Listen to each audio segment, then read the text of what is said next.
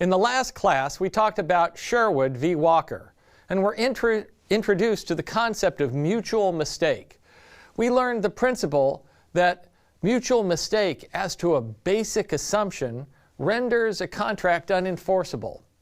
We're going back now to look at another case, Lenawee County Board of Health versus Messerly, another case involving mutual mistake decided by the Supreme Court of Michigan, which the very same Supreme Court which had the temerity to modernize the standard articulated in Sherwood.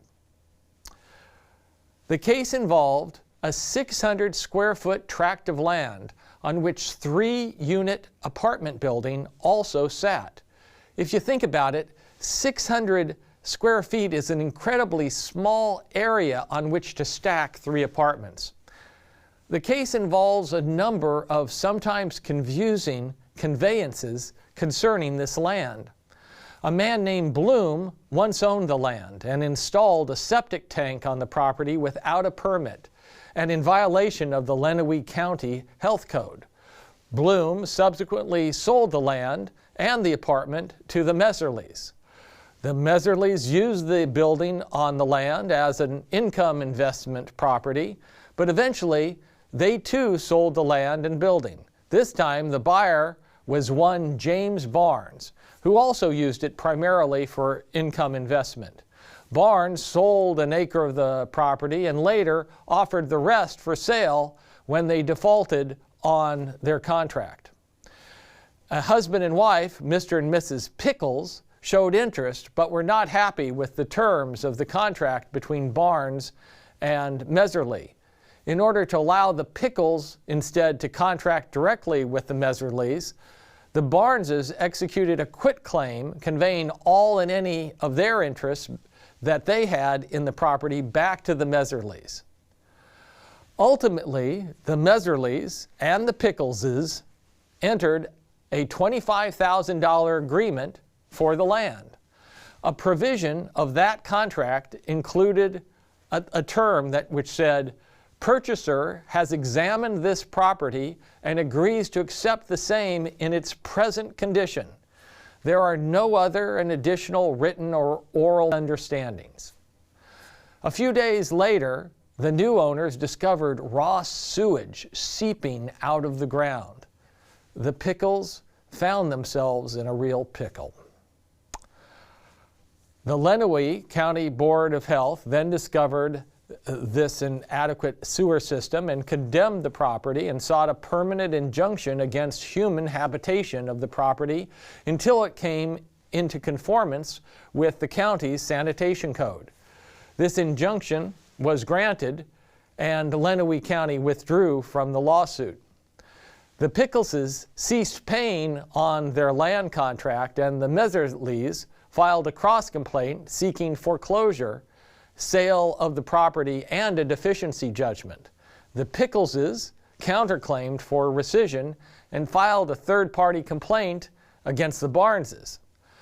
The alleged failure of consideration and willful concealment and misrepresentation were the basis of this suit.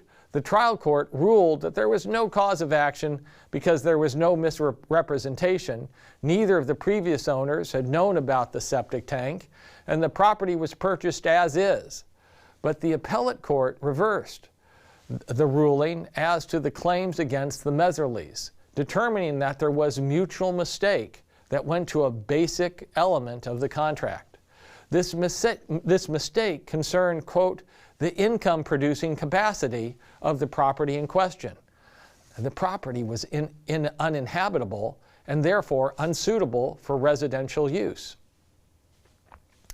The instant court agreed that a mutual mistake existed, but it declined to reason within the framework of the precedents offered by the parties.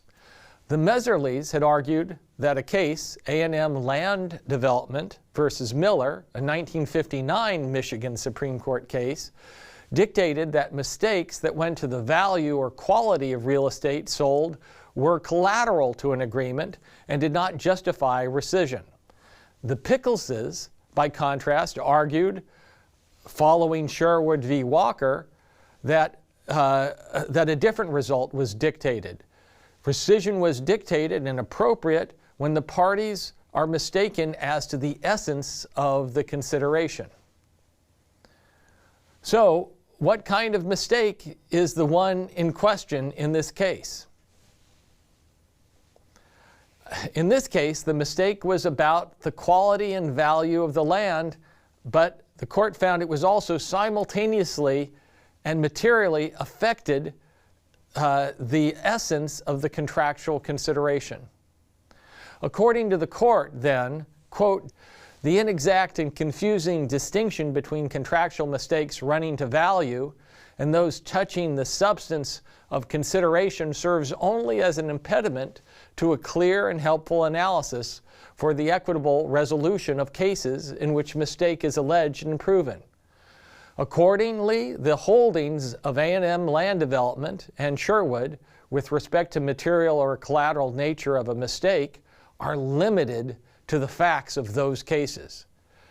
This is a polite way for the Michigan Supreme Court to overrule Sherwood and A&M Land, or at least overrule it with regard to future disputes.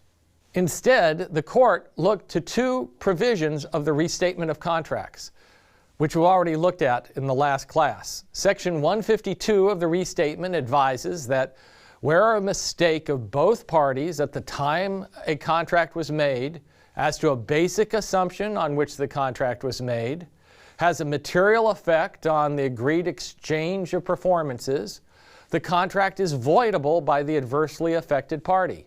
First, note that just because an agreement was voidable did not mean it was automatically void. The court emphasized rescission is an equitable remedy which is granted only in the sound discretion of a court. So a court need not grant rescission in every case that a mutual mistake fell within the language of Section 152. Here the court emphasized that both parties were innocent. But more importantly, for our purposes, Section 152 contained an additional clause. Unless the adversely affected party bears the risk of the mistake under the rule stated in Section 154. And Section 154 provides that, quote, a party bears the risk of mistake when, among other things, the risk is allocated to him by agreement of the parties.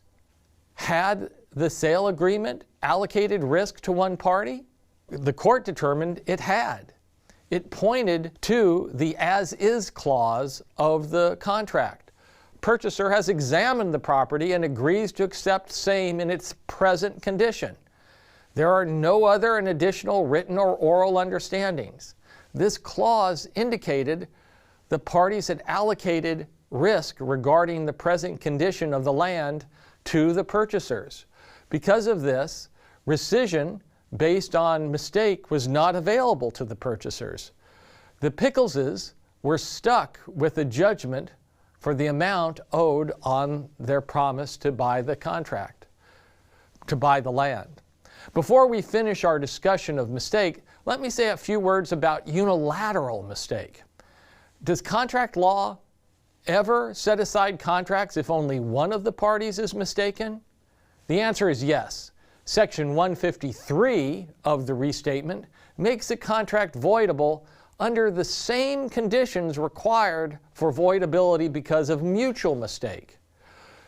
That is, a mistake as to a basic assumption that materially affects the agreed upon exchange without that risk being allocated to the mistaken party. Those are the same kinds of conditions that we have for mutual mistake. But to qualify for voidability in a unilateral mistake case, a plaintiff must also show one of two additional things. Either that enforcement would be unconscionable, or that the other side had reason to know about the plaintiff's mistake. There are a few important takeaways from the Lenawee County case. For starters, we see the court expressly limit the holding of Sherwood v. Walker to the facts of that case. Instead of following Sherwood, the court adopted the Restatement's standard for mutual mistake based on basic assumptions. Next, the court emphasizes discretion in granting contractual rescission. Rescission is an equitable remedy, and courts need not grant it if justice doesn't demand it. That's important to keep in mind when reading some of these cases. The fact that one fact pattern resulted in contractual rescission doesn't necessarily mean a similar fact pattern also will or should, at least not if we take seriously the requirement that the court weigh what would best avoid injustice in a given case. Finally, we see the importance of the way parties allocate risk in an agreement. If the as-is clause were absent, it seems likely that equity would have favored the Pickleses.